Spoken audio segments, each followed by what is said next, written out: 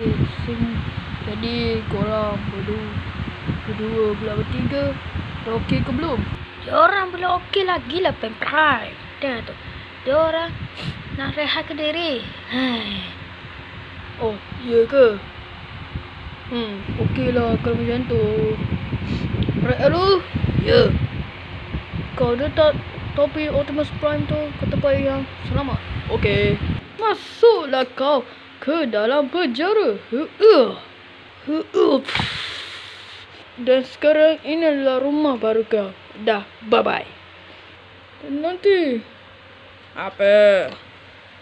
Aku nak berjumpa dengan Pen Prime. Biar benar.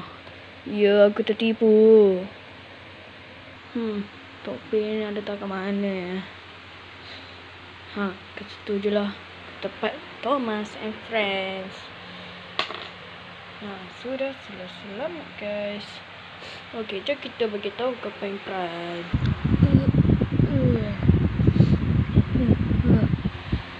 Korang dah bangun baguslah. Optimus dah kena masuk penjara. Ya ke? Pen Prime, aku dah letak topi Optimus Prime ke tempat yang selamat. Oh, bagus. Urgent! Oi, Grimlock, kenapa kau urgent macam tu? Urgent ni pada Optimus, dia nak cakap ke kau. Oh, ya ke? Ya. Yalah. Jom.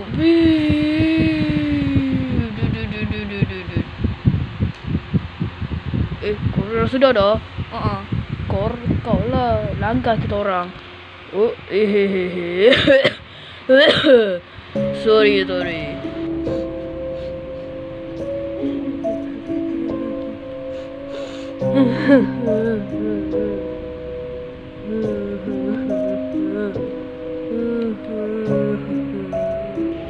Awak lagi kenapa? Awak dalam masalah ke?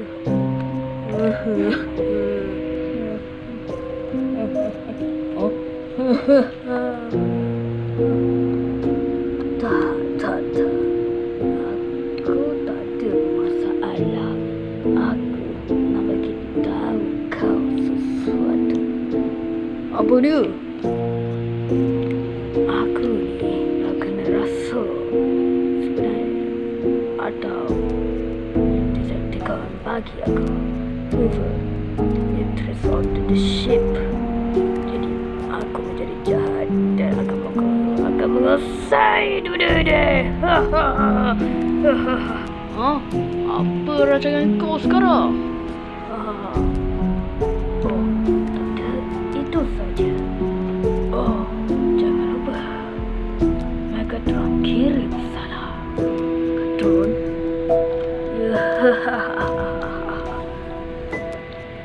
Dah, pergi.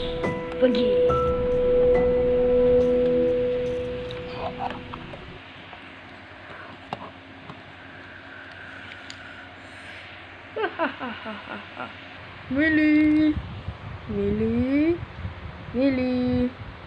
Apasal aku nak cari Millie? Sebab tu haiwan peliharaan saya. Ya ke? Sekarang dia dah hilang. Yalah. Urgent! Apa sahaja urgent? Jom kita tengok. Urgent semua. Optimus dah kena rasa oleh Decepticon. Ya, Optimus yang bagi tahu. Optimus, Decepticon tu dia bagi Evil Matrix of the Leadership. Patutlah dia jahat. Jadi misi kita kena cari Matrix of the Leadership. Semua ke? Tak, bertiga je. Oh, okey. Baiklah, aku nak bertiga yang ikut aku. Grimlock.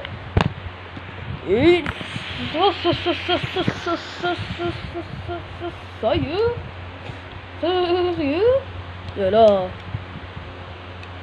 Yalah. Dua budak tu. Aku juga. Okey. Jom. Bila kena balik? Nanti kita balik.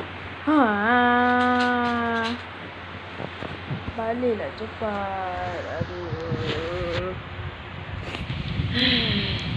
Dah lah, aku susah bang. Korang dah tidur ke?